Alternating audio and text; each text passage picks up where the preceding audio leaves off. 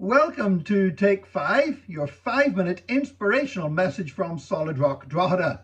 We're building up to Christmas with all the excitement and all the building expectation that involves. But of course, God did this long ago with the Old Testament, with it line upon line, precept upon precept, book upon book.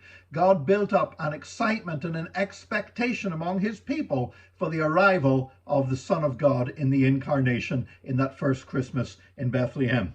And we've been looking at each book of the Old Testament, and today we've reached the book of Ezekiel. Now, the book of Ezekiel is a book that a lot of people find it hard to read. I mean, there's great symbolism in it, wheels within wheels and such like. There's also very detailed descriptions about the building of a temple and all the measurements and all. You know, a lot of people struggle to read the book of Ezekiel.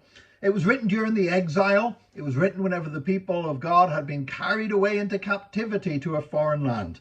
And it uses the title, the Son of Man.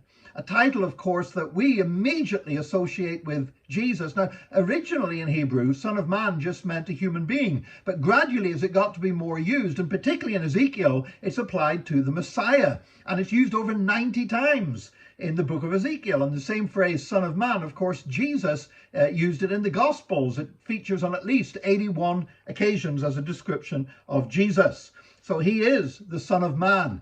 He is the one who is human and yet divine. And it was John Calvin, the famous reformer, who once said the Son of God became the Son of Man, so the sons of men could become the sons of God.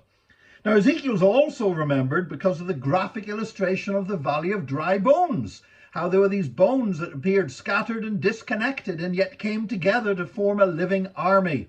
You know, the ankle bone connected to the leg bone, and the leg bone connected to the knee bone, and the knee bone connected to the thigh bone, and so on. Well, of course, that spoke about Israel coming together again as a nation after they had been scattered in captivity. But it also applies to us today because we know that Jesus is the first fruit of the resurrection, and that even if our bones are scattered, they will be gathered together again, and we will be resurrected in the last day. Now, the book of Ezekiel also talks about the likeness of God's glory. There's this beautiful description in Ezekiel chapter 1 about the prophet saw a vision of the likeness of the glory of the Lord. And he said it was the figure of a man shining with a bright radiance and glowing like fire. And the vision was so powerful that Ezekiel fell face down. And then the figure spoke to him. And if that all sounds a little bit familiar, it's probably because you're thinking of the first chapter of Revelation, where John saw someone like the Son of Man, whose eyes were flaming fire and whose face shone like the sun in all its brilliance. And John fell down, and then the figure spoke to him. And those two descriptions are so alike that we know they were looking at the same person, and that was Jesus. And we know that because John's figure goes on to say, I am the first and the last.